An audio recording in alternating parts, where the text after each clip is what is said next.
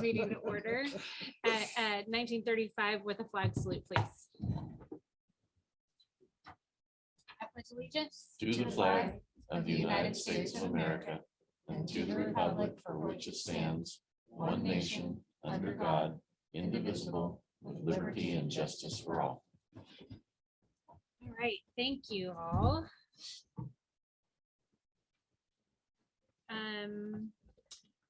Are there any adjustments to the agenda this evening? Madam Chair, we just need to add one resignation to the end of the agenda, and that's for Mr. Joe Harris.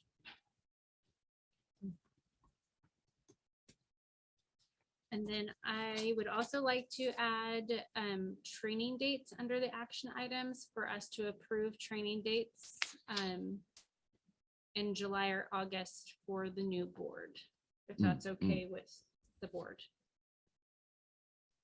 All right, so we'll add Joe. I'm sorry, you said Joe Harris. Joe Harris. And training dates. Any objections? Nope. All right. Was there an executive session we needed to No. add at the end? Okay. Is there, so hearing no objections, then we will move forward with the agenda being approved with those modifications. Next up, I show approval of minutes next up on my agenda. We ready? I've read both of them. Yeah, I can approve. I'll make a motion to approve them. So Deb motions to approve the board minutes from March 9th and March 30th. Is there a second? I'll say. Soren seconds. Any discussion? Nope. All right, Linda, do you have a vote? Yes, Ryan? Yes. Christine is a yes. Deb? Yes. Soren? Yes. All right. Let's go into district recognition. Mr. Gallagher. Yes, thank you, Madam Chair. Mr. Clendenin is supposed to be here shortly. Let's go ahead and start with Learn at Home. And yes, Mr. Roberts, I forgot we need to probably add, I got him. you got Mr. France and probably I Miss, got Cheryl. We have it. that'd be fine too. Okay. I wasn't sure who was presenting that.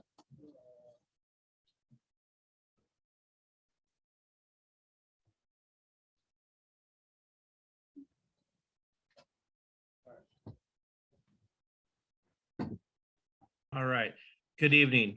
I'll get to do the staff recognition. And it's definitely my honor to recognize Cheryl Doe as our Learn at Home staff member of the month. So Cheryl came to us and to the Alsea School District and really made a huge impact to get us in compliance. And we went from only a couple SPED records being really completed to basically over 100 in a few months or about a month. And that has continued all the way through beginning us in SPED compliance all the way through this last state audit. And so the state's going around doing a new thing of audits. And we have gone through that with in a very good way. She's also been able to recruit and retain a great SPED staff. And I think the front page of the Oregonian talked about the most districts in the state do not have qualified SPED staff. And here we are in our community with actually a phenomenal SPED team. So, and that's really because of Cheryl's recruitment. And so we really appreciate you and we wish you the best in your next venture. So Mr. Thank France, you. I would like to add to that. Mrs. Doe is going to be, her last day is actually tomorrow with the district, and she is moving on in her career. And we just want to say thank you for everything that you've done for this district, Cheryl. Phenomenal work. It really is.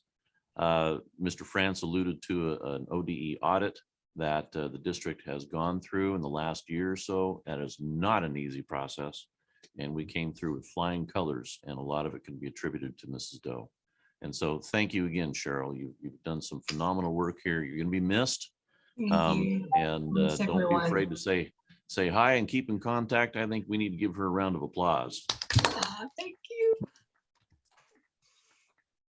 Okay, Mr. France, sorry, I had to intrude a little bit there. Nope, she is very deserving. I think, we had a recognition with her yesterday afternoon with our Learn at Home staff. And definitely was a very good heartfelt day for Cheryl. So thank you. And Ms. Shunk will be doing our students. Hey, before I jump to that, I do want to just say that Cheryl has been an incredible partner on our admin team and a mentor, endless mentor, and close friend for me. And I am so grateful, and I'm for her. I'm gonna start crying if I start talking about this, that tomorrow is her last day, but I just want to say that she has accomplished amazing things here in the Elsie School District and for Learn at Home Oregon, and just we are so grateful to her. So I should just let her do her own speech now of acceptance. Okay, so for our wonderful students of the month, and we were focused on respect as our character trait. We will start with Miss Waverick's kindergarten class, and she recognized her entire class. For Miss Parsons' kindergarten class, that was Ezra Chapman.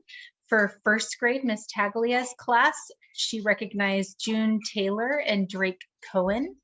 For first grade, Mrs. Ballinger's class, Serenity Brazil. For second grade, Miss Dapkus recognized her entire class. For third grade, Mr. Cedarland recognized Casey Ryder. For fourth grade, Miss Naylor recognized her entire class. For fifth grade, Miss Bauer recognized her entire class.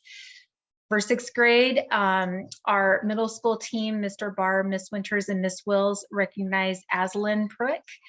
For seventh grade, Giovanni Hamilton, and for eighth grade, Ben Bilka. And it was a wonderful month to build on our character trait of respect. Thank you. I think those kids deserve a round of applause too, don't you think? They do. Respect is a key word, isn't it, Mrs. Shunk?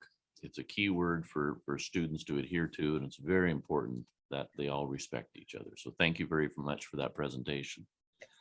Mr.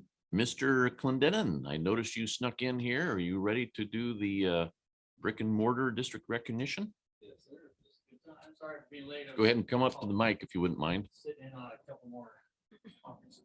So just got out. Okay, we're good to go then? Good to go. Okay, all right. You're on. Okay, for the brick and mortar, the trait of the month was integrity. And sorry, again, I just came out, so I'm just taking it right back off my phone here. Okay, so our award winners for student of the month for the month of March for the characteristic of integrity. For kindergarten, Reese Petter and Marcus Follett. Proud mama right there. Okay. First grade, River Spence and Aria Larson. Second grade, Courtney Larson and Solomon Linford. Third, Ryan Hendricks and Macy Richter. Fourth was Kaylee Wilson and Parker Ferguson. Fifth was Maverick Manwarren and Clove McDonald. For our middle school, Mariana Gimbala and Lane Van Leuven. A proud dad moment over there. And for high school, Sebastian Franciosi and Lacey Manley. And as an extension, our staff member of the month that we recognized was our PE teacher, Mr. Tim Rozworski. The guy's phenomenal. I think anybody that's had an opportunity to watch him with the kids, he is as good as it gets. So I was honored to recognize him as well as all those kids. We had a really good time. The elementary assemblies are a lot of fun. And the kids get really excited and they love winning their popsicles and all their little awards. So pretty cool stuff. So shout out to all of them. Great job. And what I enjoy is that our teachers are having a hard time always picking amongst a lot of kids with, demonstrating the right things. So kudos to all of them. Really got a good thing going there. So Nice job. that would be it. All right. Nice job. Round of applause, folks. Again. Proud of our kids. We're proud of our staff. And that's very apparent by these presentations. So thank you, Ms. Shunk, Mr. France, and Mr. Clendenin for that presentation. It's back to you. Actually, it's back to you with the superintendent report. Oh, touche. So superintendent report. First up is our bond project update from Mr. Chris Gigi. So Mr. Gigi, if you wouldn't mind joining us. We're all excited about hearing updates on the bond project. Good evening, everybody. Well, everybody should have the report, our latest monthly report there and the budget summary. I'll just hit the highlights for you. So the electrical and the panel room projects are off. Construction started this last month. And if you've looked out here, probably all of you have seen there's a transformer vault and there's a lot of conduit that's been buried in there. They're getting all the underground in ready so that they can start grading, and probably within 2 weeks, we'll start seeing concrete back there. So that's moving along on schedule right now. HVAC project equipment has been through submittals, so that is being reviewed. It's been reviewed by the design team. Most of it has been. So they're procuring it. We're hearing that that's still on schedule, that it's going to arrive this summer. Will be installed after school's out, and that work will be completed during the summer as planned. So those three are all right on schedule. The VOC building, as we've been talking about a little bit, the current design is quite a bit over budget, especially with the reduction of the income that from the decision last month. And it's, as turns out, talking to staff, it's not what they want. It's much too fancy and it's not flexible. So we've had some preliminary meetings with staff, and we have a follow-up meeting on Monday where we hope to develop some concepts from what their ideas are. And so I expect by this time next month, we'll have something to show you of what that looks like. Our plan is still that we want to get this designed this year, get it bid, procured so that we can build it starting early next year and be completed during next summer. So that's still our target. One piece of good news we had related to the electrical upgrades, if you remember, I'd said last month that switch gear, that difficult component that takes a year to get, and that is going to hold everything else up. We can't turn on the HVAC equipment. We couldn't power up the VOC building even if it was built. It's a main part of the new electrical upgrade that we have to have. Well, the electrician found another supplier of a brand that's equivalent to what was specified. And it's about 4 to 5 months shorter lead time. So rather than a June, July install, we should be looking at a January, February install. We don't have specific dates on that, but the design team has confirmed they've accepted it. So we're going back, and now that equipment's being ordered and we're waiting for those dates to come in. So Perfect. Very exciting. yeah, it is. So that's the highlight. The other thing I will mention in the budget, you can see that we did make that change for the general fund allocation that was decided last month. So right now, there are $2 million in uncommitted assets. So we're still slating about 200,000 for owner's contingency. That's really, there will be some unforeseen things. So that really leaves $1.8 million for design and construction of the VOC building. With what we've heard from staff already in terms of the simplified concept that they want, we have every confidence. We're very confident that $1.8 million will be enough to do that. In fact, we're hoping that if we can keep that lean, that there will be funds available to do other things with. So more to follow. Any questions on that or the report or the budget? But do we have pictures of what you did? And pictures. Yeah, those are a couple of select pictures just from the construction. You'll see more of that as we go along. Actually, CB Construction's doing a very good job. They're using a software to track different construction elements, and they're posting a lot of pictures on there. Perfect. So, Pretty much daily. yep, Pretty much daily the new pictures. And so that's important documentation. yes, it is. Yeah. Anything else? Are we gonna be getting a schedule up here for the timeline on stuff? Yeah, Andy had promised that, and I don't think we've seen that yet. I'll follow up with him on that. Thanks for the reminder. Thank you. Okay, thanks. Thank you. Thank you. Thank you, Chris. Let's see. Preschool program update. Oh, I need to look at my notes. I wasn't able to type that up in time.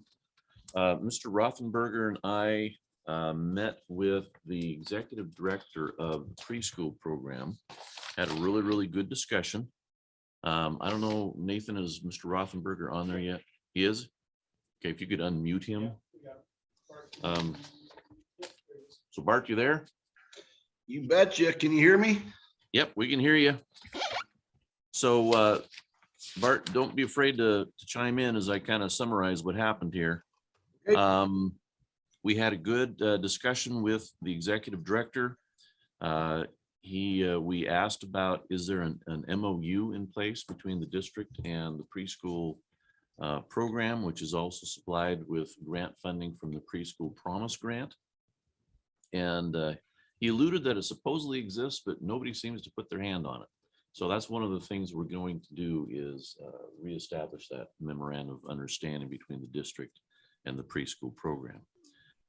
Definitely, we're in a partnership with them. They're the ones that provide all the programming. They provide all the staffing. Now, in the past, there was a position that was shared between the district and the preschool, but no longer. The preschool fully funds all their staffing. The preschool takes care of all daily operations.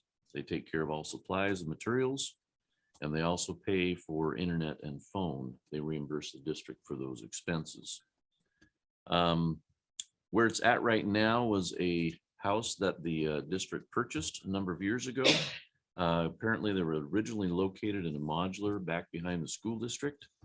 And with the home that the district bought or purchased, apparently we had to rezone that to be able to put that program in there. Let's see what else I have here.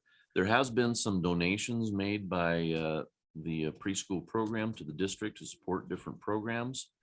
Like for instance, our family liaison program. They currently have about 11 to 12 students. They said their maximum currently is 18. And then in terms of the district, what the district supplies for the preschool program is electricity, also transportation, food, and also the facility. So the age eligibility requirement for the program is ages 3 to 4.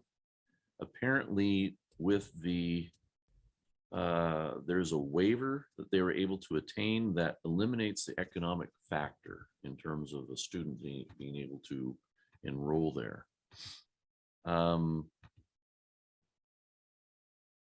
There's currently 3 assistant teachers out there. I think one of them is a head teacher. And then we started talking about our financial situation and how it'd really be nice if we could share some costs in terms of facilities. And he said there is an allowance in the preschool promise grant for rent, and that he was going to get with his business manager and evaluate that and see what they could do for us. We just kind of left it open-ended. He's going to let us know a figure that works within the grant. And but he wanted to make sure that we communicated to the board that they're not opposed to paying rent. There's no opposition there. They just got to figure out what the capacity is with the grant. So I thought it was a good conversation. Bart, did you have any takeaways that you'd like to share? No, I think that was the key. Paul was very nice to meet with, and his assistant got us information right away. There was some discrepancy. The last 2 years, in 2021 and 2022, they have donated $5,000, which went towards Sarah Littlefield in her program, and then $1,500 towards the what was that? The rezoning, excuse me. But I think you summed it up very well. They're going to be getting back to us and working with us, definitely. You know, the value of a preschool program is definitely to help students socialize, develop basic reading, writing, arithmetic type skills, and really get prepared for entry into kindergarten. Kindergarten can be very much of a shock to students that haven't experienced a preschool program. And so from the educational standpoint, I find a lot of value in having that program available to us. The preschool promise grant, he said basically took them from being in the red all the time to being in the black. And so that's been a good funding source for them in the last few years. So that was kind of the report in terms of the preschool program update. And last but not least, I know it's not on the agenda. I think it's important that I give a brief update on the RIF plan, the reduction in force. As of yesterday, Lorraine and I have determined that the budget will be balanced when we bring it to the budget committee, which is a huge endeavor. And it's been a painful endeavor to get to that point. And this RIF is not going to be fun. It's going to hurt. But with the plan we have in place, we will have a balanced budget. And the good news is we don't have to keep going. We will be reducing staffing by about 40% across the board. K-12, learn at home, brick and mortar, admin, teachers, support staff, it hits everybody. I'll be meeting with staff Monday afternoon after school, like I have been the last few weeks, to give them more detailed information. The board has done an extensive look-see at this and has been integrally involved in this, and it's not easy or fun for anybody. But we also feel that it's important to address the staff officially first before we reveal what the plan is to the public. And so we're anticipating by midweek next week that we would be revealing this plan to the public. There will be no names attached, but the way we've summarized it is you can see where we're going to be cutting and what's remaining. And the admin team and I have spent a lot of time debating, looking, evaluating, talking, looking at this, looking at that, and what we have is a plan that still allows us to move forward in the best way possible. And we had to look at, okay, what do we need to be able to keep this program going? What do we need to keep that program going? And so there's going to be some essential positions that are retained. There's been a lot of questions posed to me in terms of, gee, what if one person moves on? Does that help the other person to keep their job? Well, very possibly. You'll see later on in the agenda that we're going to have some resignations the board will be approving tonight. It just depends on the position though. You know, if we lose a first grade teacher as an example at the brick and mortar, we still have to hire a first grade teacher. We just can't say, oh, we don't need first grade anymore. No, that doesn't work. You know, so it'll be interesting to see how this all transpires and all falls out. But don't be afraid to reach out, ask questions. The admin team will be fully briefed on everything. You can reach out to them. You can contact my office if you have questions or thoughts. I'm a true believer in the more heads that are involved in a decision, the better, because sometimes it's easy to overlook things. So that's kind of where we're at with the RIF process. More information to come next week. Other than that, Madam Chair, I do believe that's my report. All right, thank you, Mr. Gallagher. Up next, financials, Lorraine.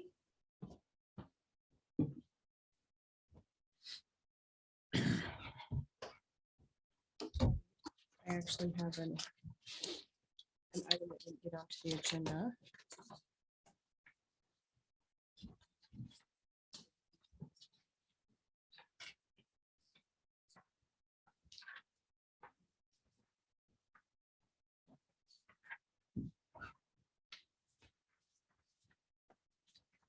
All right, can you make sure that Roxy has a copy? Yeah, I did. You got one. Okay. Yeah, she sent it. Oh. What? Can we email this to Linda? Do you have an electronic copy? Oh, yes. Sorry. Yeah. Thank you for reminding me. I completely forgot. Well, I forget to call her almost every time. Yeah. so. Sorry, Linda, we almost forgot you. Linda, Lorraine is going to be sending you a document that didn't get into board books, so she's going to be emailing that to you. That's okay. Thank you. I'll look at it. Right now? Do you want me Yes. to do it right now? Yes, please. That's what I thought. Wait, this out of my emails. Sorry.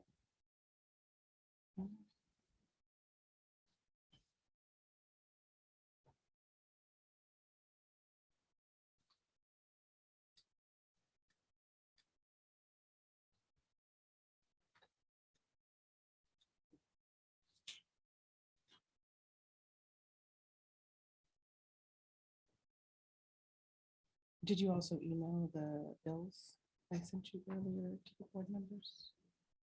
I got a list of checks, is Oh, what yeah. you're talking about. I got that. It's in board books. Sorry, then I couldn't find it in board books earlier, so that's why I It was was. down mentioning it. towards the bottom. I want to Bills. Yeah, under action, no, let me see.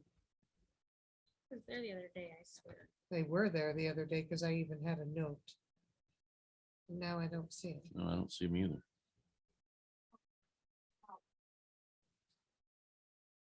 Did you print those out? The copier / printer was not working. Oh. So I emailed them to you. So saying I Oh. was Maybe having that's issues where I saw So it. you emailed it to the board and myself?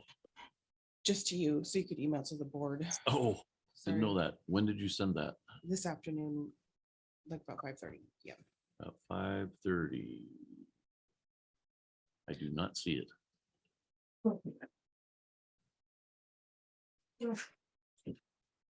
Can you resend it? Because yeah, I do not have it in my inbox.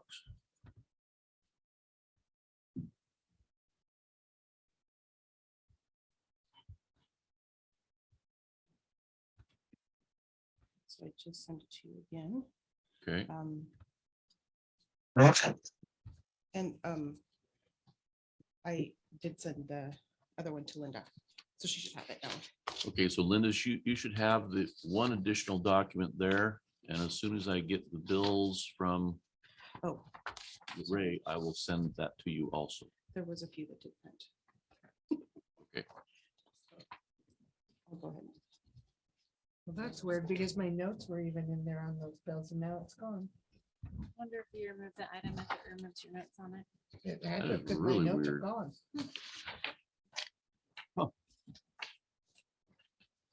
Okay, Okay, Lorraine. just hitting some highlights here, on the first page of the memorandum.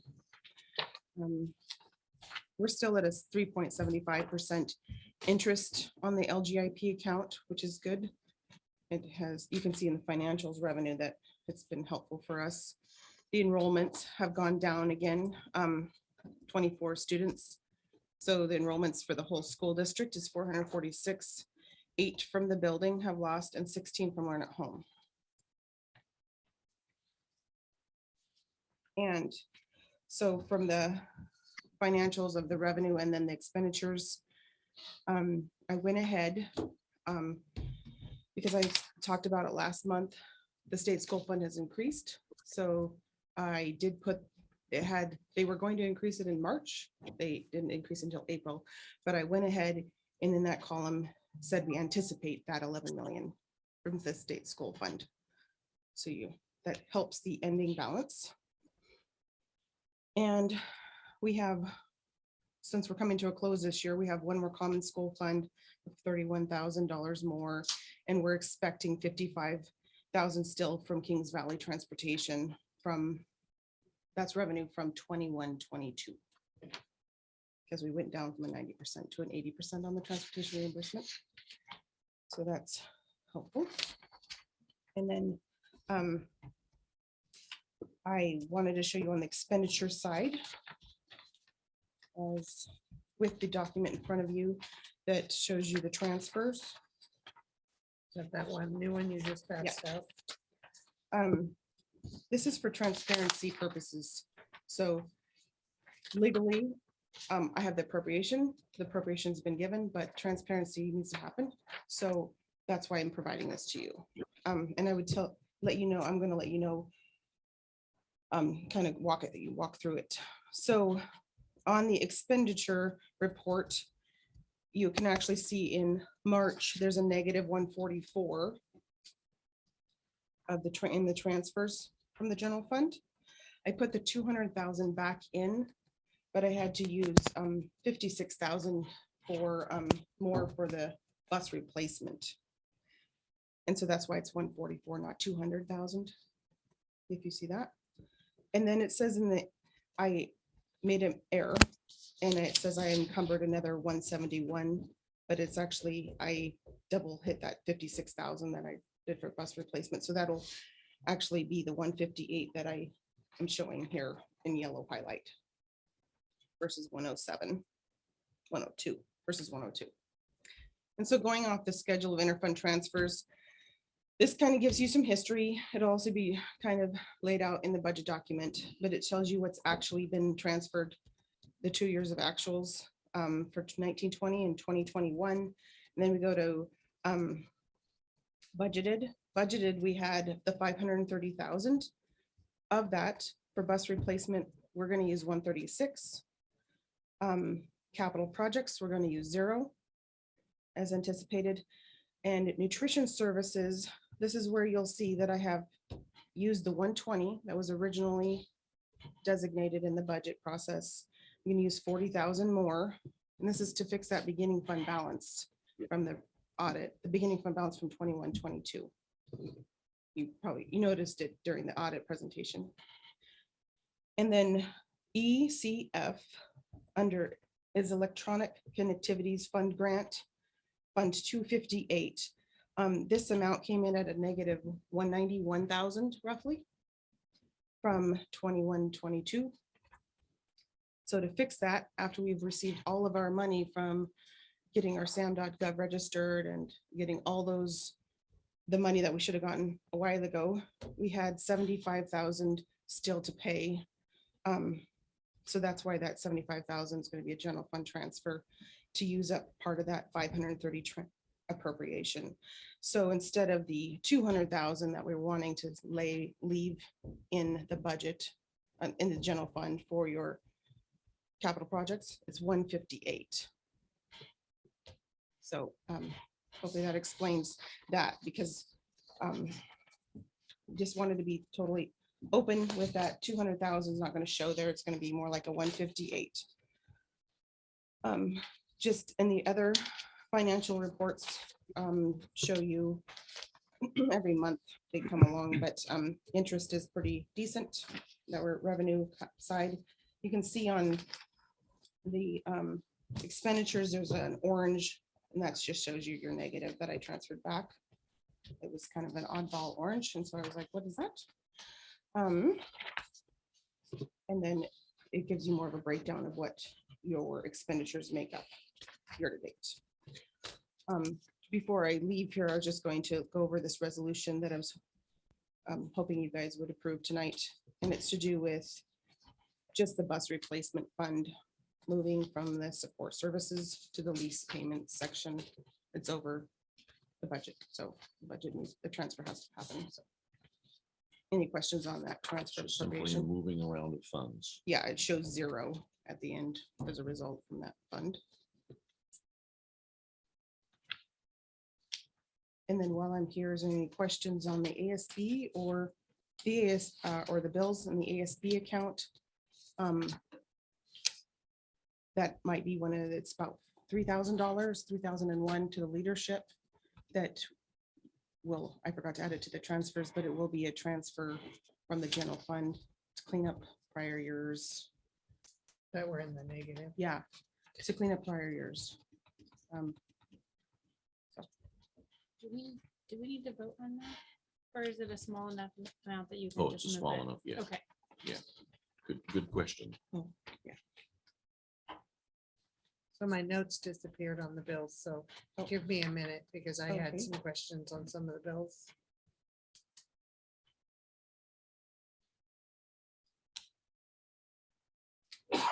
Bless you.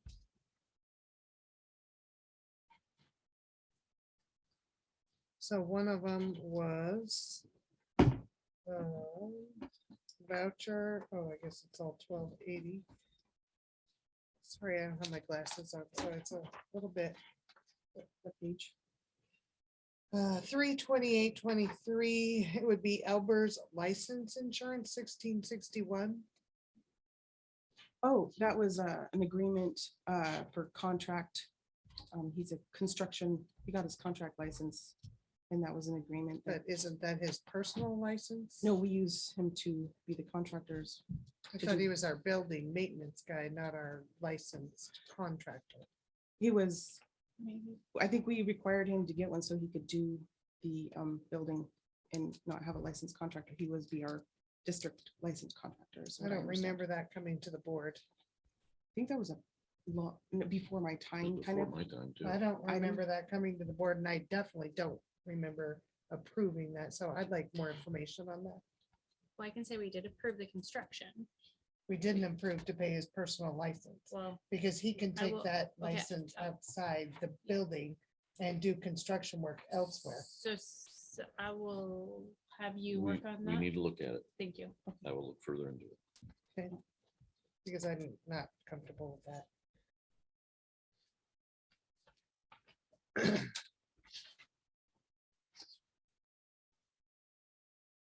There's something else.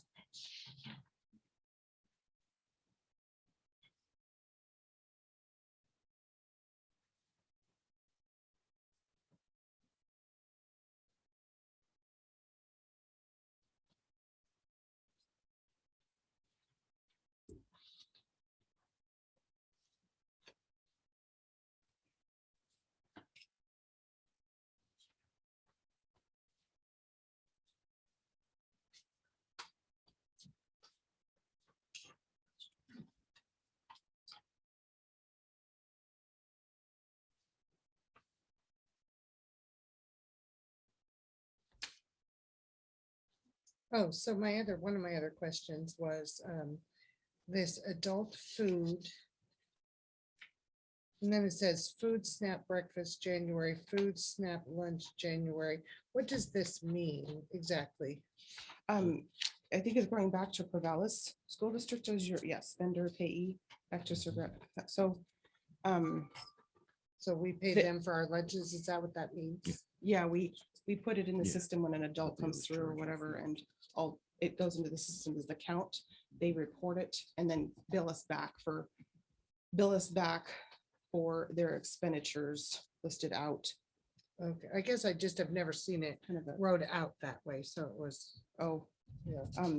it's good to have it as that, because then I can know which month it needs to be in. Yeah, I mean, that totally Revenue, makes it sense. It hits, yeah. just was a lot of money and I hadn't really seen it wrote out that way, so.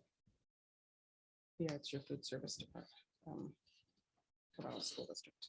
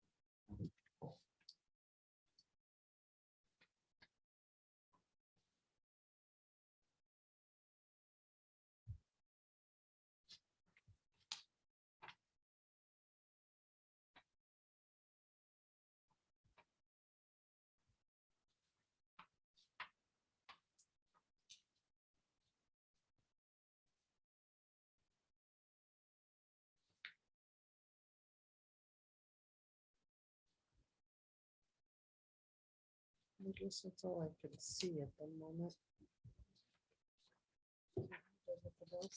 Sorry, it took me so long. Okay. It's a little hard to It's okay. read for me right now. Is there any questions, further questions? I just don't know if we were quicker than we usually have been. Oh, yeah, we're good. Softer. Thank you. No, I think Thank that you. was everything. Okay, thanks. Thank you. So, okay, up next, discussion items. We just went through cash flow financial reports. Do you have anything additional you want to talk through with that, Mr. Gallagher? On which part again? Discussion A. Oh, cash flow financial reports. I do not have anything to add to that. All right, next up is the bond project update. That was the update that Mr. Gigi provided. Okay. Second reading of policies. Any adjustments, questions, comments that we want to go through with second reading? Well, again, my notes disappeared, so I'm fine. I don't know what happened in board books. I don't know I either. spent 2 days in there. I'm flabbergasted.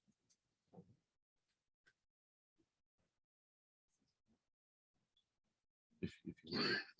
Okay. If you want. because I didn't see any language changes that we needed to.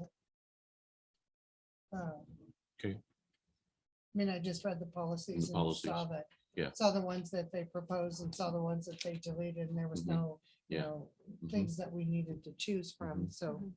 I was Mr. fine with Mr. them. Round sent us some typos Just, that he just found. Basic type Yeah. editing Yeah. stuff. We'll get those fixed when we send it back to OSBA. Okay. There's one, well, Linda, I want to go to you first. Linda, do you have any questions, comments, addendums to any of the policies that we went through or that were there for second reading? I have no questions. Okay. Ryan? No. So Mr. Gallagher and I got a chance to work on and talk about policy IGAI, which is the human sexuality, AIDS, HIV, sexually transmitted disease and health education policy. I am trying to open this, but I Oh. keep getting an error on this one. I do that too. one. Student sexuality taught in elementary. I had that one too. Oh, Okay. interesting. Well, I Are you think able you, to have to- open I it? think, no, What's my- I couldn't open I it. wouldn't, the link doesn't work. I think you just have to scroll down and find it. I couldn't need it to do that for me. That's why I emailed or texted you today, was asking if you were working from home or here, or, because I couldn't get nothing to open today. Let me find it Well, here for you. Can I give an overview while you're finding it? go right So I ahead. can, okay, thank you very much. Yes. So in the very bottom portion, a portion of this policy talks about it being Bless you. inclusive of all students. However, what it calls out, the way I read it, is it actually leaves out your cisgender population, which will be your commonly known as more of your straight gender population. So I'd like to actually make an adjustment if possible to this policy, if the board were in agreement, to remove the exclusive language and actually just make it inclusive of students. Is that it? Is it Thank right you here? very much. All right.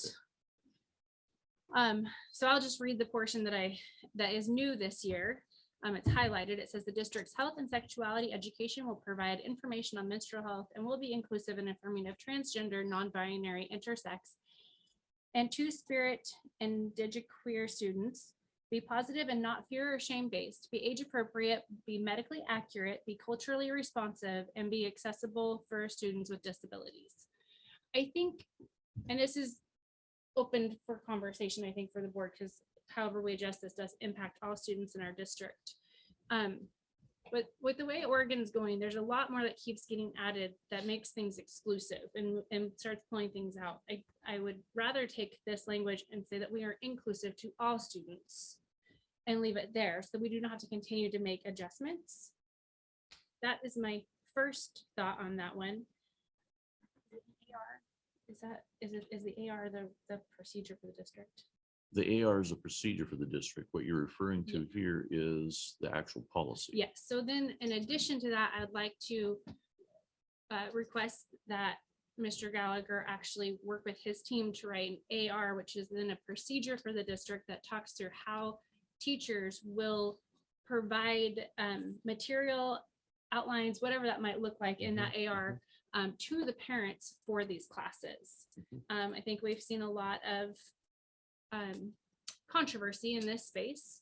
And I think that we really need to allow the parents to have the information, but we have to support the teachers and how they do that also, because there's no process today for that. So that's where we would, that's not one to approve this evening. We would, we'll put it on the agenda to ask Mr. Gallagher to work with his staff to create that, to work with parents. That was the one big one that I wanted to discuss with the board this evening. And that is also one that I had highlighted, because my biggest part was to make sure it is age appropriate. I don't think it's something that needs to be taught to a child that doesn't understand what that means. Could you talk a little bit about the age Yeah. appropriate document You on bet. that piece? Bet. So notice the language does include, it says be age appropriate. Well, so the question is, what does age appropriate mean? There is a white paper produced by ODE back in 2015 that's still on their website that uses research documentation to talk about what age appropriateness is. And that's something I can certainly share with the board if you would like. And it's a public document, and it really does a good job of talking about age appropriateness. You know, like for instance, you don't want to be talking to a first grader like you talk to a senior in high school in terms of sexuality or reproduction or things of that nature. We have to be very sensitive to those things. And so I could share that document with the board at the next meeting if that's something you would like. I would, because I really think that discussion needs to start at home with the parents and then be brought in for education. That's a very sensitive thing for me, for a stranger to teach my kids about the birds and the bees, when I would much rather do that I think personally. I can give, well, maybe you can correct me if I'm wrong on this, Mr. Mhm. Gallagher, but Sure. Mr. Gallagher took this and looked at this policy and talked to legal about that and things like that. Regardless of what the language reads, the responsibility is upon the district to still teach it. Mhm. Yeah. So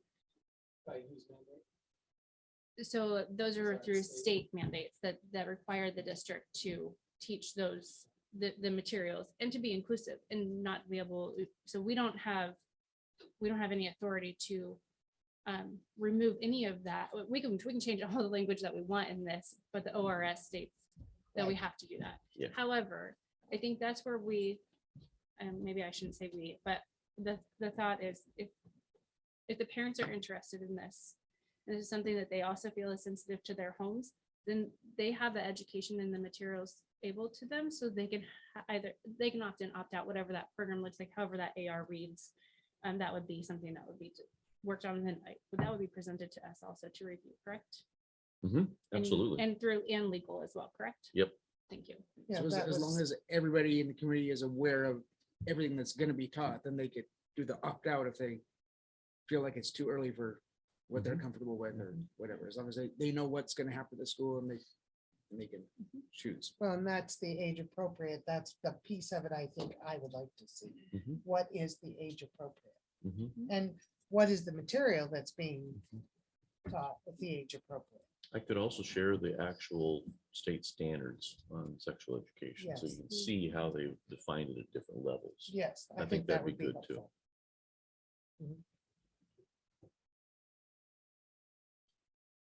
Linda, you have been quiet. Is there anything, questions, comments that you have on this?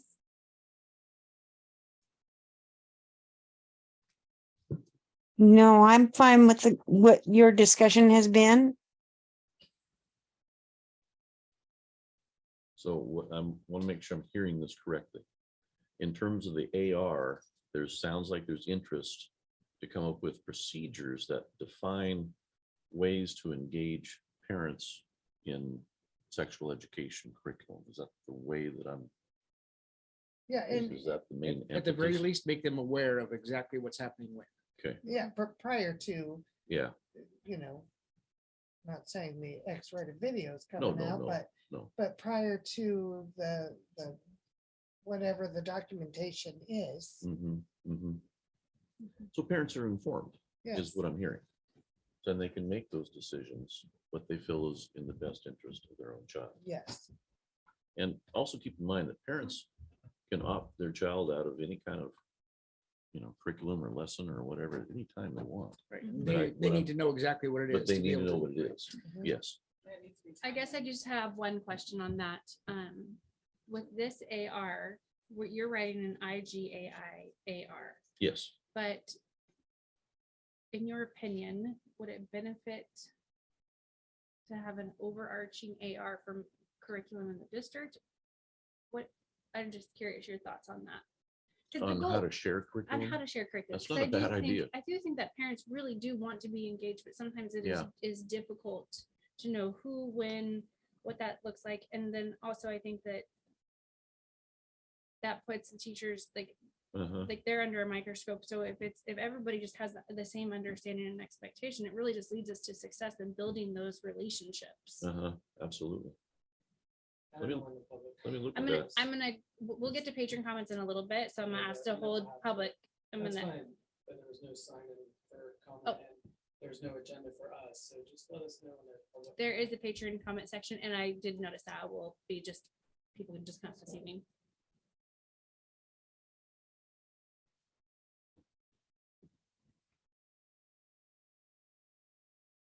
I don't know, that's an No, addition, that's an that- yeah. additional thing. I don't know how the Let me look board at feels that. about that in general. I could I bring, feel like that's a good idea, but I would still like to see a specific AR for this one, yeah, we can Just do to- both. to cut it out and make sure people can see this one, and not have to look at everything. Yeah. We want to add that to our motion if that's what the board wants this evening. So we'll just- I would recommend that you just pull this policy from your second reading approval and while work on we it. work on these things. Okay, thank you. And for that way we could, when we bring it back, it could be kind of just a whole package. Okay, thank you for Okay. that. All right, that was all my discussion that I had on policies this evening. Mine too. I noticed one KGBB, the prohibiting firearms on school property, had some options in it. So you either approve that policy as it is and put signage up, or there was a separate policy you could approve that was different from this one. It was KG what again? KGBB. Like no, there are no firearms in the school except for like law enforcement officers. Right, And right. then you have to have signage posted at the doors telling people with concealed weapons permits, they're not allowed to bring it into the school. They said if you want to allow that, there's a separate policy somewhere else that you would approve that allows concealed weapons carriers to bring them into the school. So Or just my, an option. my understanding with that is our insurance company does not allow that. Yeah. Because I've asked about that policy before, because I think it's a terrible idea to post out in the front, oh, we don't allow firearms. Come on in, shoot up our school. So I think that's a terrible sign to post. But the policy does mention that signage. Yeah, I do believe under the previous superintendent, we did not have a policy in place banning concealed weapons at this time. I don't believe we so either. did. We did because we discussed it. Absolutely. We do not ban concealed carry licenses from being in the school with a, Yes, we did. And I say that because I am a concealed carry weapons permit holder. And I asked, and it was absolutely banned from being on premises. So we did have that discussion at least 5 or 6 years ago. So we'll have to investigate into that because it was absolutely banned. Yeah, because Senate Bill 554 was approved in 2021. And allows districts to prohibit even those with concealed carry licenses from carrying firearms by adopting a policy and posting notice at entry points. So right now, the default is that a concealed carry permit holder could actually carry their firearm on any school district property unless the district adopts a separate policy prohibiting that in accordance to Senate Bill 554.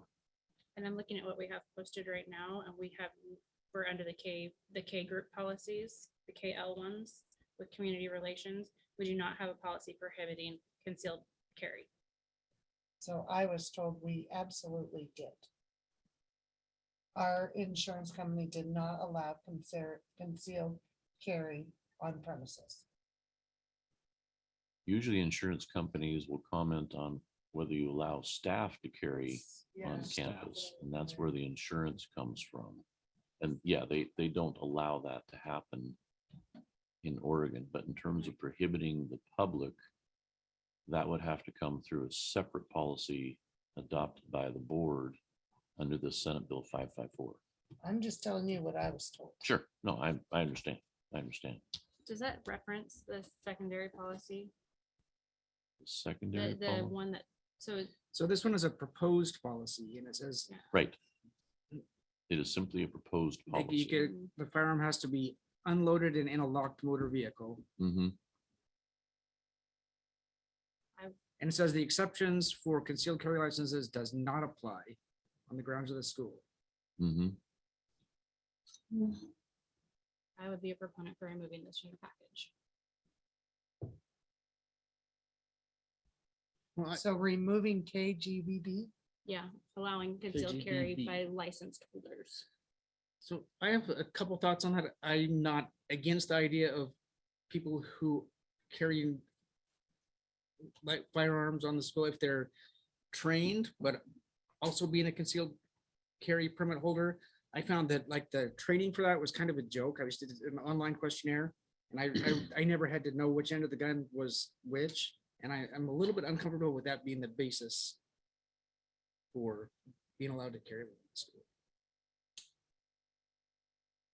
I just wish there was something a little more strict. I don't know if that's even a possibility.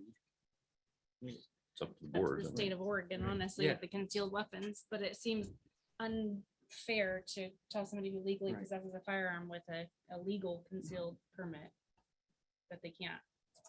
And then if that is what the board decides, that they don't want to pull this out, then we are required then that we do have to post that there's no firearms allowed on the school building or I on say- school premises. I say pull it out because I think if you have a legal concealed carry permit, you have the right to carry. And I'm sorry, but if there is an active shooter, I would rather somebody save our school than allow 14 kids or even one child to die. Could we pull this out and have you follow up on some of this, like what the What would you Senate like me to bill follow up on? looks like? I think Mhm. what the Senate bill looks like, And that ask the insurance company insurance To company. follow up on what Mhm. they currently require. Yep. Not any public comment, there is a House Bill 2704 and 2023. So, regarding- I'm gonna, hold on a second, okay, please. I'm not gonna allow the gallery to speak up until patron comments.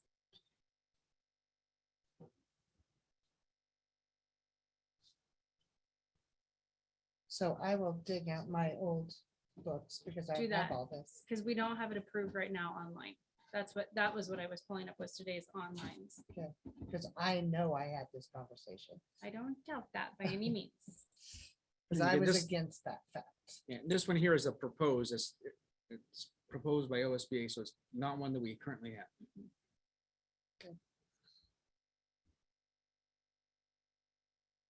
Yeah, I can bring some more information back to you guys. I'm just making a note really quick on these. So we're removing two for further discussion, correct? ICAI, KGG. Right. IGAI, IGAI, thank IGAI. you. yeah, and KGBB. KG, I was totally off on both of those. Thank you for writing them down. It's okay. That's what I was doing too. All right. Any other discussion on policy? This has been good. Um, He has a list over Well, I, there. you know, just, but I'm not sure they're really too important. The one about tobacco says that, you know, there's no tobacco products except for FDA approved products, which includes things like nicotine gum and lozenges with, there's even FDA approved little puffers that look kind of like cigarettes. And I'm not really super comfortable with those being allowed either. Which policy is that? This is KGC/GBK, KGC/GBK. GBK. Let me look It's the at that. next one down. This is the next one. KGC, okay. I know it's, most students wouldn't necessarily be aware of what's FDA approved and not, but there are tobacco products that are FDA approved for smoking cessation. And the policy explicitly says those can be on the school grounds. See, I can't open them. Okay, if you go to the link, it doesn't work. You have to just scroll scroll through. down.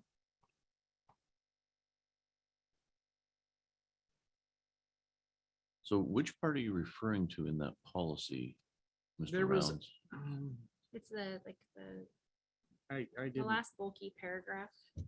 It says this does not include products that are US FDA approved for sale as Oh. a tobacco cessation product or for any other therapeutic purpose if marked and sold solely for the approved purpose.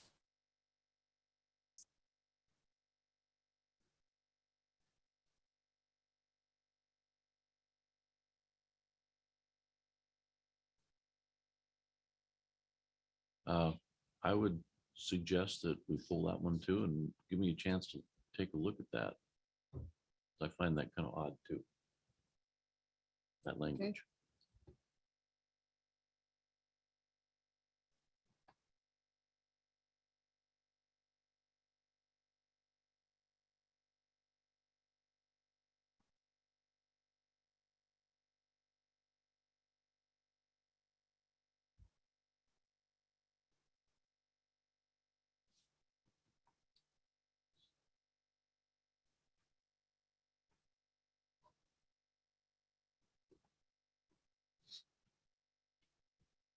Soren, anything else?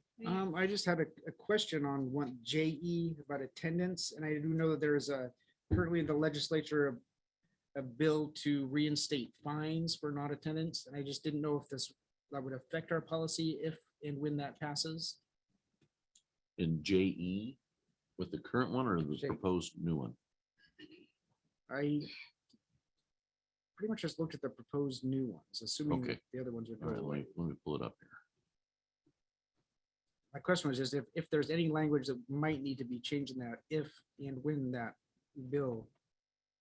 If goes there through the is language reinstate change fines. due to a bill, OSBA will send us an updated policy. And so they'll take care of it on their end. But let me look at it really quick to see if I So can it's give you JE. Yeah. JE. I went the wrong direction.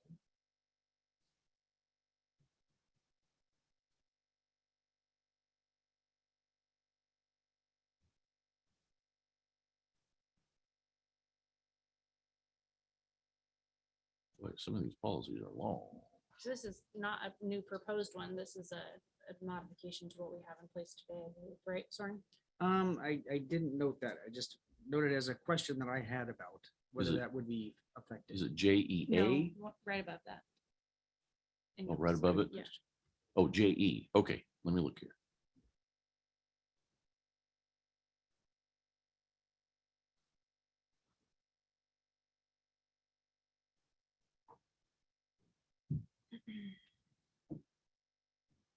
I didn't see that on my list.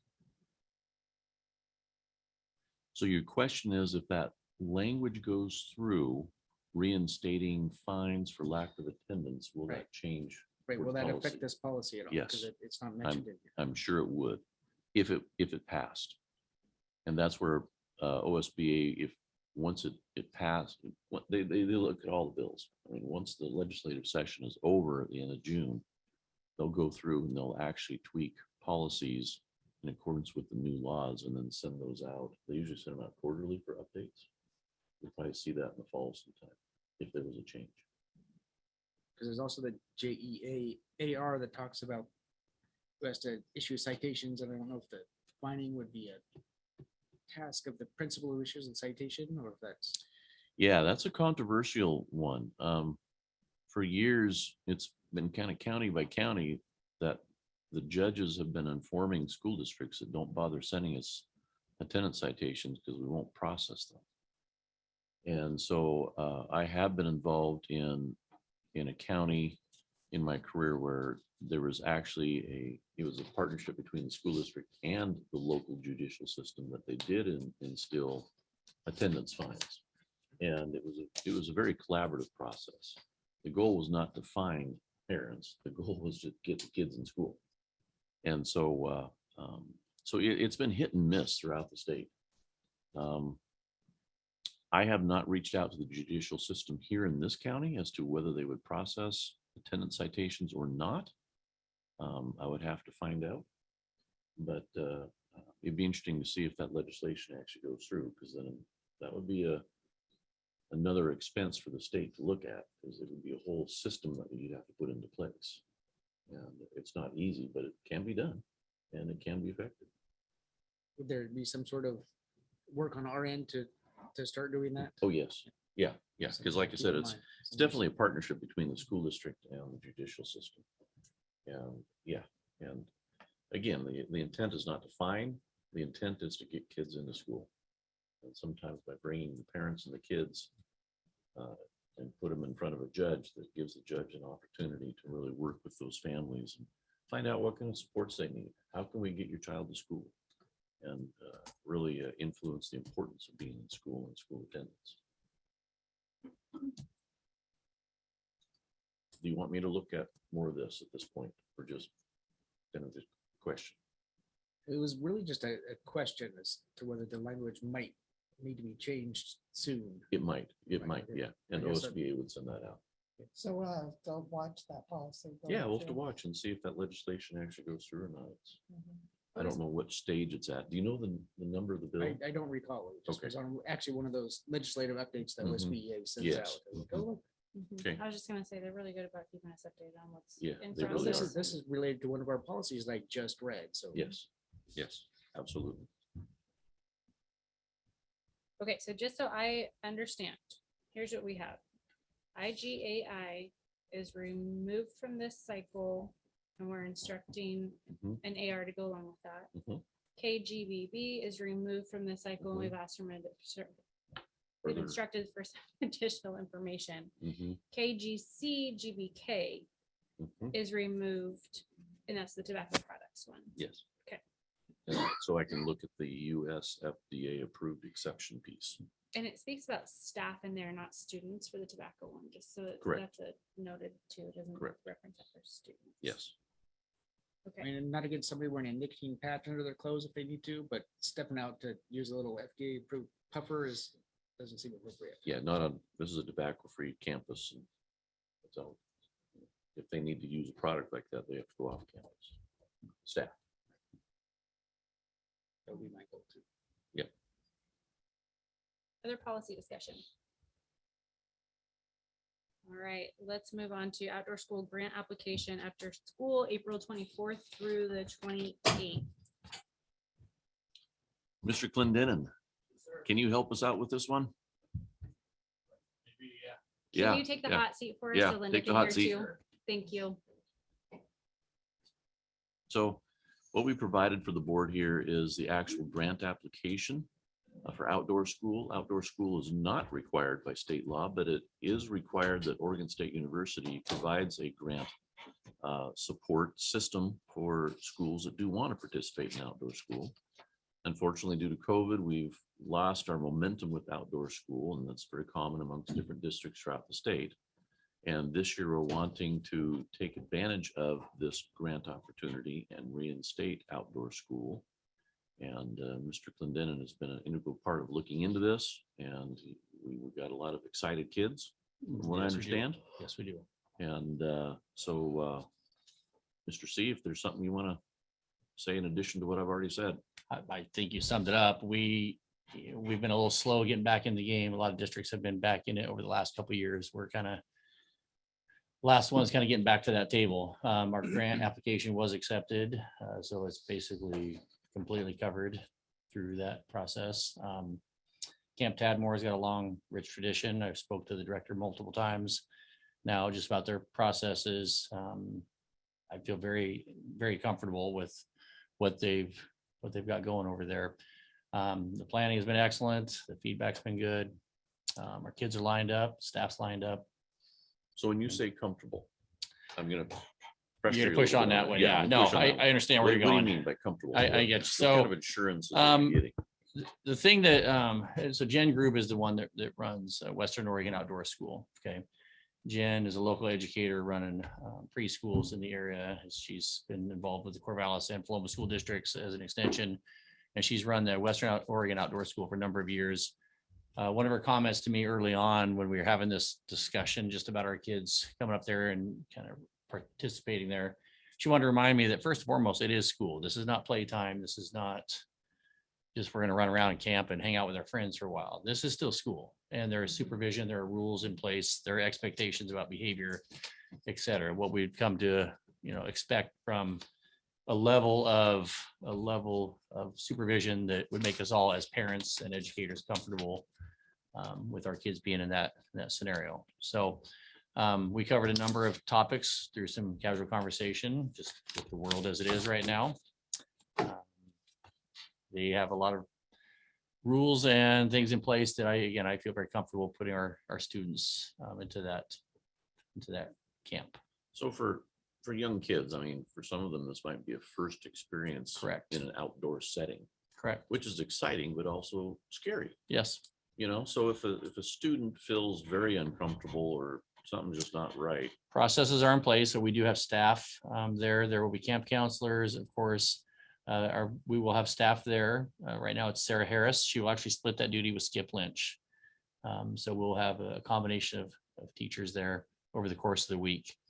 And to be frank, if there's something that uniquely puts a kid in a situation, perhaps they're extra uncomfortable or just not sure what to do, they're always available to contact their teacher obviously on site or call home and have discussion about whatever it is that may be an issue for them. So there are safeguards in place.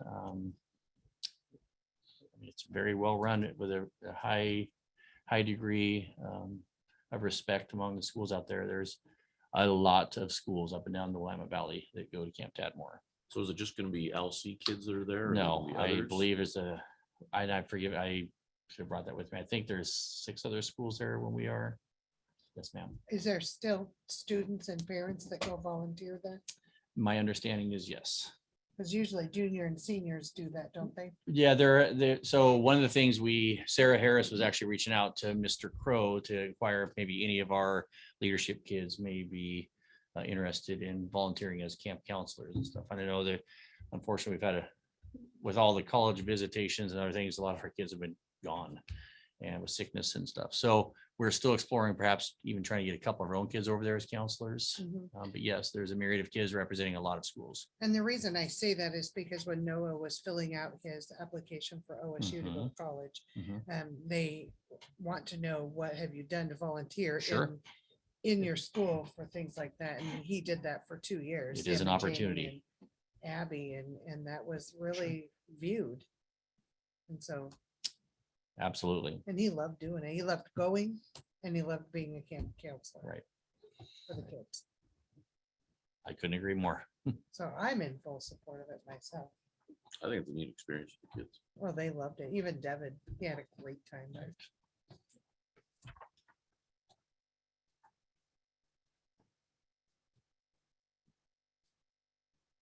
Any other questions from the board? Hey, they will be going the week of the 24th to the 28th. So about a week and a half out, and we're hoping to have a whole lot of pictures and tales of a great experience to be able to share with the board and the community at large. So thank you. If you have any other questions, please feel free to email me, call me, whatever it is you need. We good? We're good. All Thank right. you, Mr. C. Thank you. Right. 23-24 academic calendar. Yes, Madam Chair, this is the second reading of the academic calendar. It might look in a slightly different format. We tried to clean it up to be, excuse me, read left to right, as well as you have your highlights on the right-hand side there. And we feel very confident in moving this forward.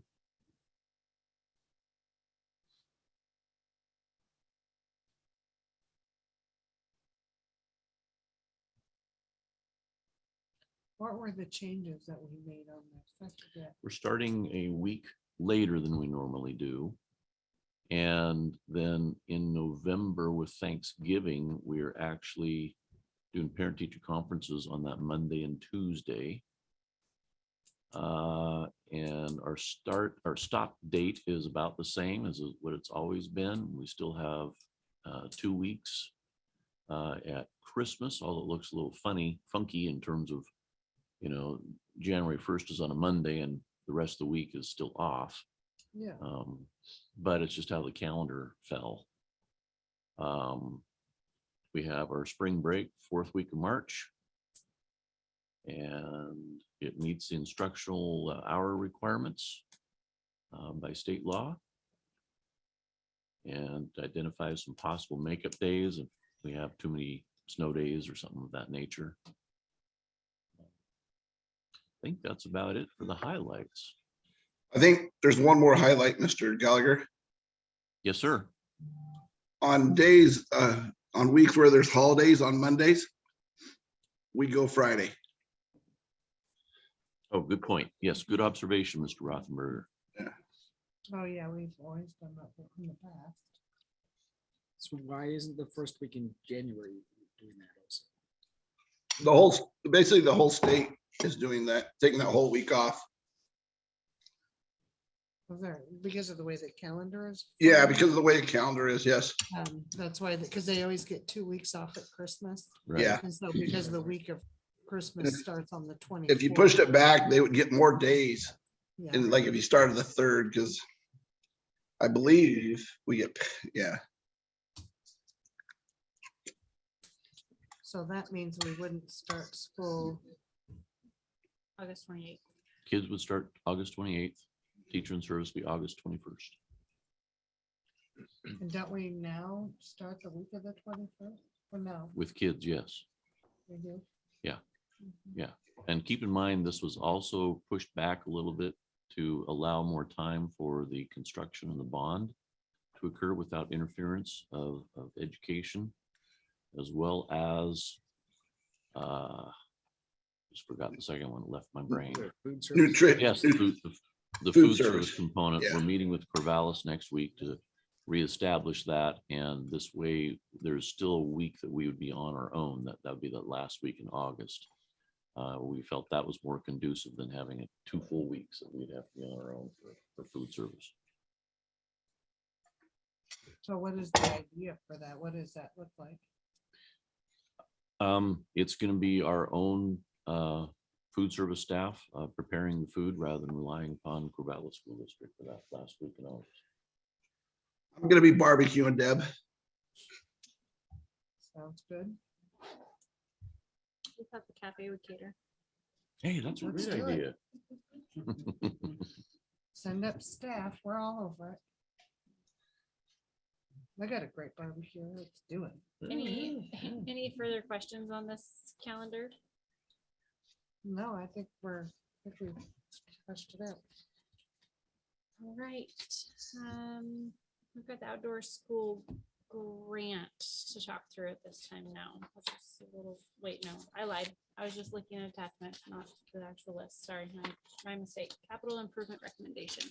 We didn't get the recommendation completed in time, so I'm going to say we'll just postpone that for later.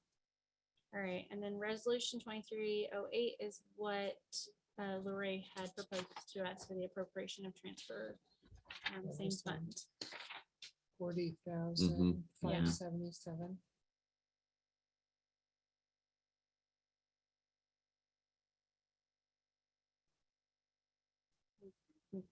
Is there further discussion we want to have on that? So Lorraine, like we talked earlier, is just simply moving money around to the right slots. Okay. Okay, well, that takes us next to resignations. For discussion, not action. Do you want to discuss any of these or do you just want to wait till action items? I think just for action items. All right, so that takes us to patron comments. So we don't have any sheets out. So Mr. Roberts, can you just monitor if anybody raises their hand online for patron comments? And I'm going to call for patron comments in the room first. So if there's patron comments, go ahead and take the chair and I will document name and we will go that route.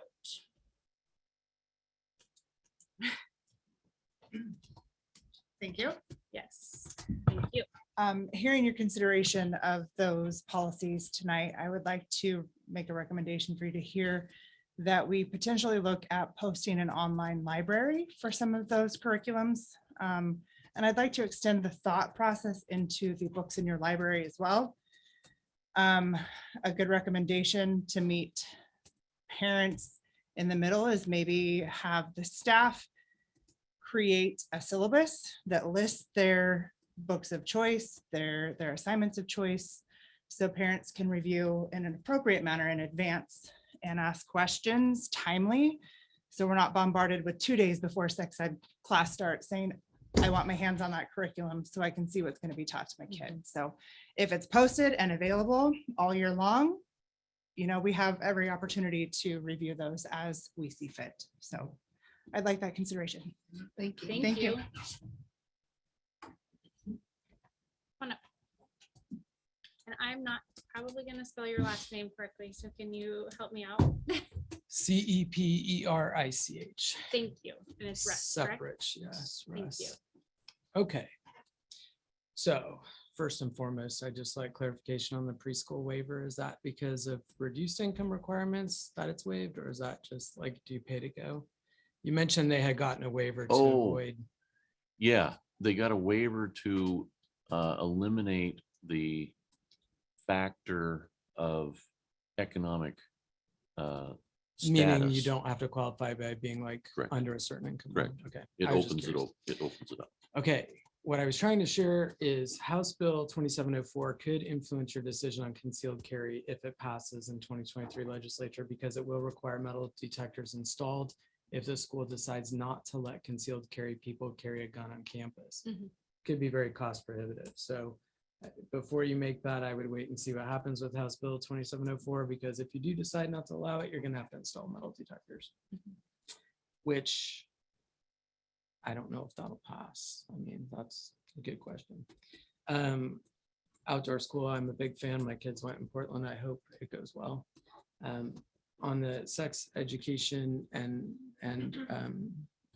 whatever gender teaching and age appropriate, I would just like to share that I have an 11-year-old that has 6 baby teeth left and a 9-year-old that has 1. My 11-year-old's in 5th grade, and I was already disturbed by a book they read this year in class that I was not informed of until after they read it at classroom reading time. My 11-year-old is in no way ready to talk about sex because he doesn't have any grasp of reality about what that means. So I believe it's paramount that we don't look at the state's verdict on what age is appropriate to talk about sex, gender, transition, without duly informed parents, because every child is different. In 5th grade, I was much different than my stepson, much different.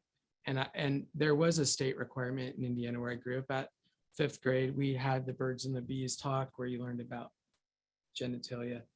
My parents opted in. You could have opted out.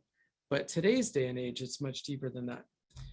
Secondly, on that note, I would like to see teachers trained and instructing in those lessons and their certification. I don't know that every grade level teacher should do that. I think it should be a teacher or two that are certified by the school in those parameters, so that it's not just a substitute that day in class has the lesson book and goes completely off topic because they have an agenda.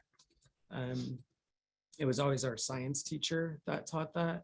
And I think in a school this small, it wouldn't be hard to segregate those kids into a community environment with trained staff directly trained in educating our kids on what the school board recommends as guidance. And then one more thing, if we as parents have children in school with a long-term substitute, after parent-teacher conferences today, I would just like to know the way we choose those substitute teachers. When clearly my 9-year-old daughter had no comprehension of the word problems that she was sharing in parent-teacher conferences. And when my wife asked the teacher if she had any knowledge, she's like, obviously not. We really like Miss Pinion, and I feel deeply saddened for her situation. But the fact that we've had a teacher fill in for 3 months, that didn't, my wife is a pretty educated we woman. need So to we're cut gonna- that off. Sorry, that's a personnel issue. So I'm gonna actually take Okay. that one, and I'm gonna ask that you can send something to Mr. Yeah, come and see me. Clendenin. Oh, that's or fine. Well, I'll go through the, kind of go through the process. of I it. just, okay, So, that's great. I'll um, cut that off. that'd be great. Thank you. Sorry. No, I mean, but this is the challenge as a school board. I would also like to say the last meeting I attend, I asked when the minutes would be posted, and the last minutes posted of any school board meeting is January 25th. You said that they were going to be available versus this new app. You sold it to me when you came in. It hasn't happened. It's now April. So as a parent who works and can't attend these meetings and also runs a nonprofit in town, hopefully now I'll be able to attend these meetings after May 16th.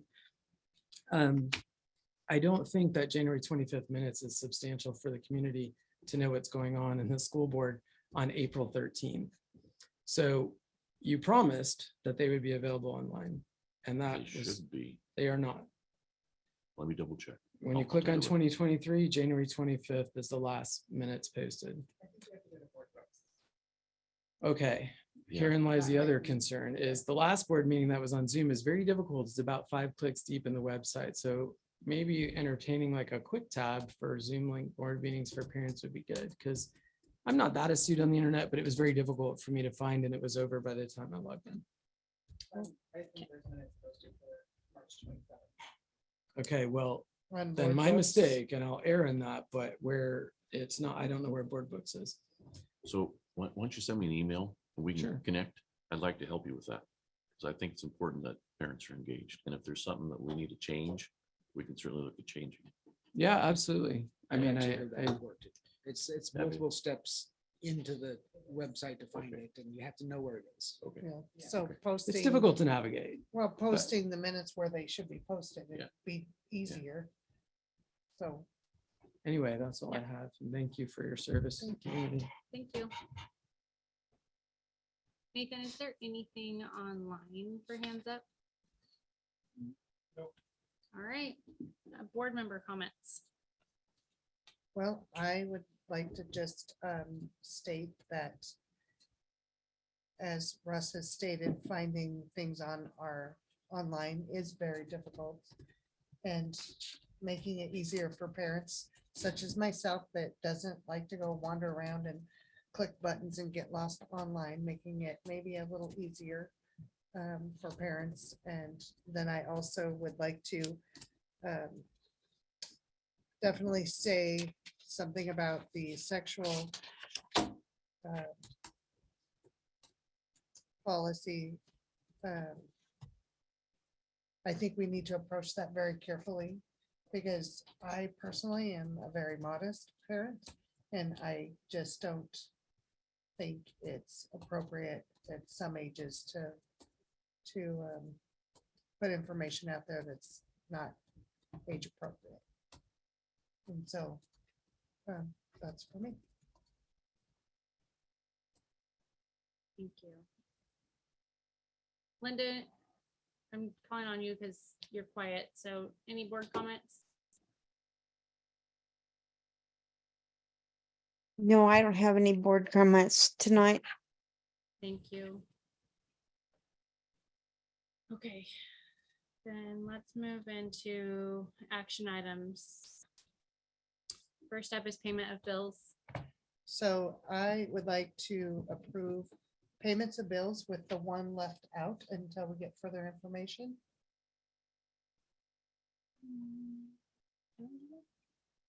If not, we need to table it because I am not okay with that until I get further information.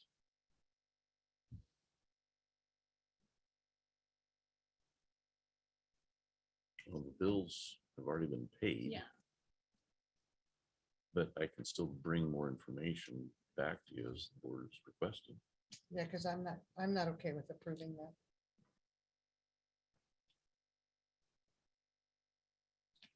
So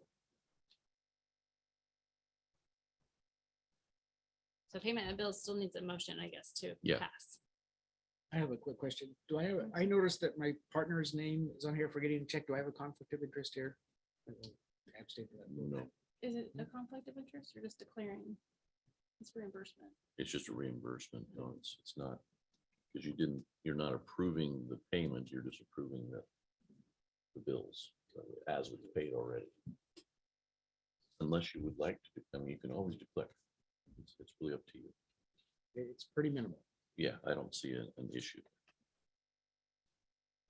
So then I'm withdrawing my motion. So I'll make a motion for payment of bills for March of 2023.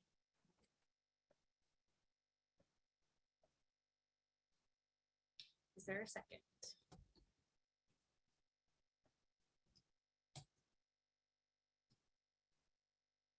I'll second. All right, so I have motions. There's a second. Is there any discussion? But we really need to fix what Deb's talking about. Yeah. We've got to pay all the rest of the bills, but something's needs to be clarified there for sure. Absolutely. All right, so we'll do a roll call. Linda, Yes. Ryan, Did you hear me? Yes. heard you loud and clear. Christina is a yes. Deb, No. Soren, Yes.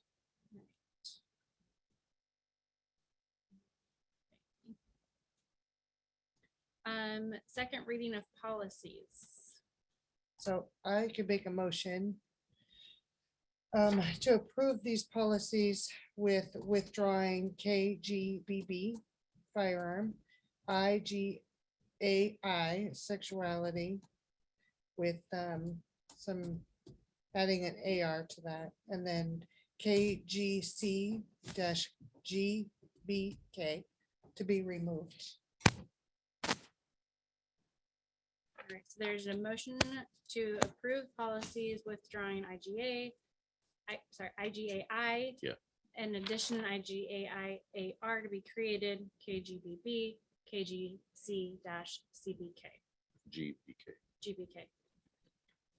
Too many letters. Thank Too you. many letters. It's a lot of letters. Is there a second?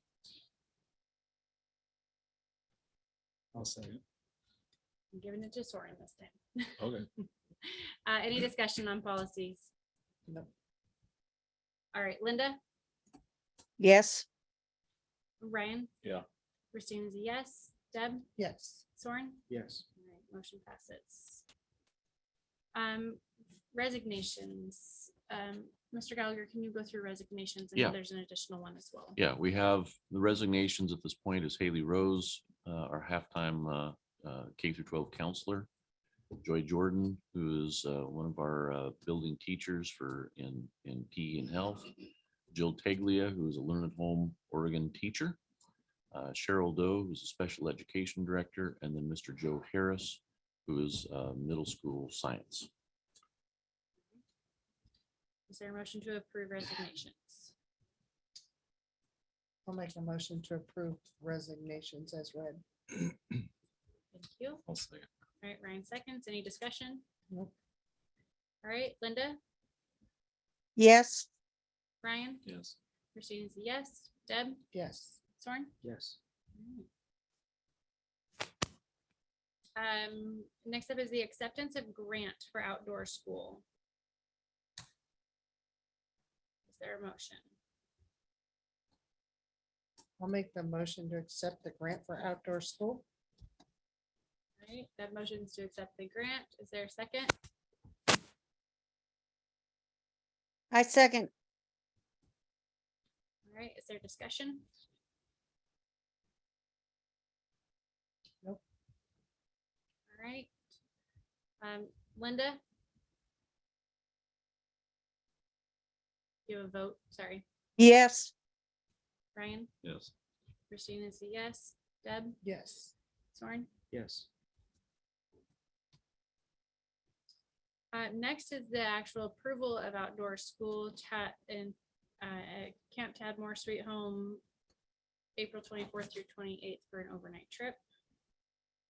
Is there a motion? I'm on a roll. I'll make a motion. Thank you. Deb Approve makes outdoor a- school. Deb makes a motion to approve the trip, the overnight trip for outdoor school. Is there a second? Yes. Second. All right. Any discussion?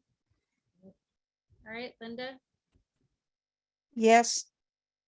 Ryan, Yes. Christine is a yes. Deb, Yes. Soren? Yes.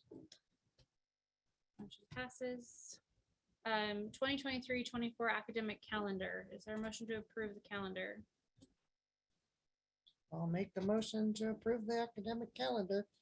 All right. I second.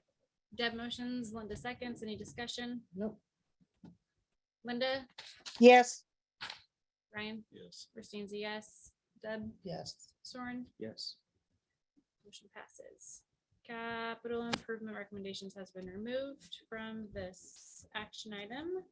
The last one we have is training dates. I apologize for not getting this to you guys ahead of time. I just want to give a quick overview and then we can either, go through that.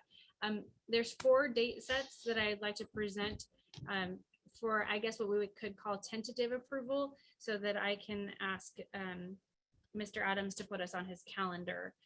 These dates are as listed: 7/10 through 7/13, 7/17 through 7/19, 8/21 through 8/23, 8/30 through 8/31.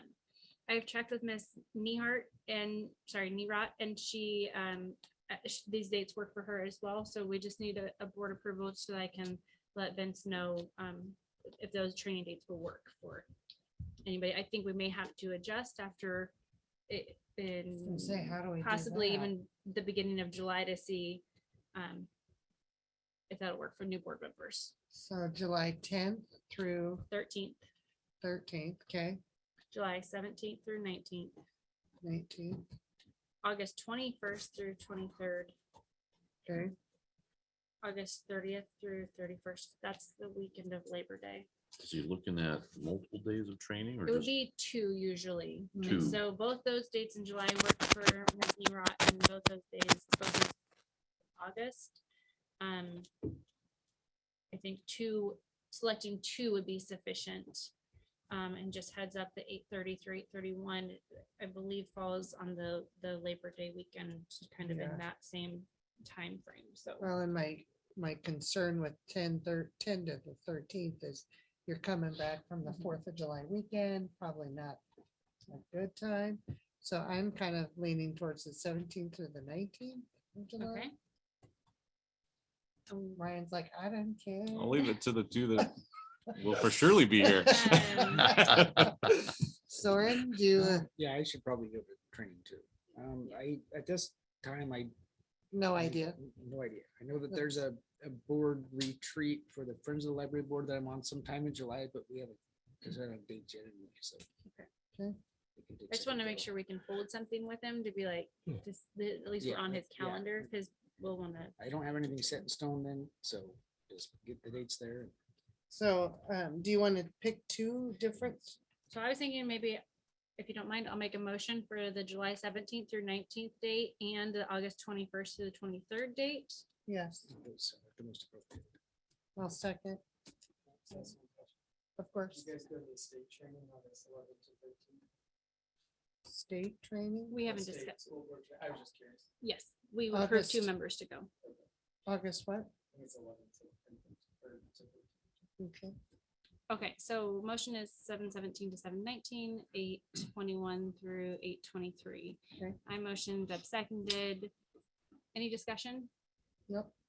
All right, Linda, Yes. Brian? It doesn't matter to me. I feel unfair voting, but yes. Yeah, really, yes. Christine's a yes. Deb, Yes. Soren, Yes. okay. All right, I'm gonna save that. Thank you for that discussion. Again, I apologize for not getting those numbers in front of your faces to be able to see them. Madam Chair, for some reason, we didn't transfer the resolution 2308 from discussion down Thank to you. action items. I apologize for that. So we'll add, I think that's action item I then.